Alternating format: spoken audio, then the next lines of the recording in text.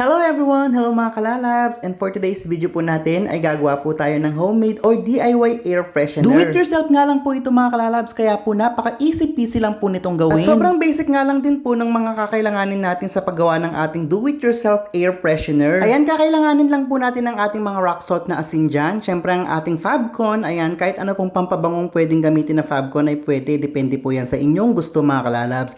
At syempre po itong ating mga mask at syempre itong ating ding pangtali o yung ating mga goma. Ayan mga kalalabs, at nakagawa na nga po tayo ng 3 piraso dyan. Actually mga kalalabs, napanood ko nga lang din po ito sa Facebook at ngayon naman po yung ginawa ko para po i-share sa inyo at tingnan po natin kung effective. Ayan po, at isinabit ko na nga po yung isa sa pinto ng aking aparador. Ayan, yung isa naman po mga kalalabs ay isinabit ko po dito po sa may handle ng screen ko sa may bintana. Para nga po kapag binuksan ko yung pinaka-glass ng ating bintana mga kalalabs ay sasama na po sa hangin yung scent po ng ating do-it-yourself o homemade air freshener. Kala ko nga nung una mga kalalabs hindi po siya effective at dahil nga po wala po siyang ganong amoy, pero po habang nagtatagal ay humahalimuyak po yung kanyang bango. Taka na ito, kabanglo.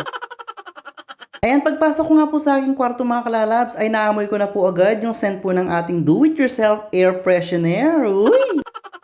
Kaya ano pang hinihintay nyo mga kalalabs? Gawa na rin po kayo. Dali na. Taka na ito.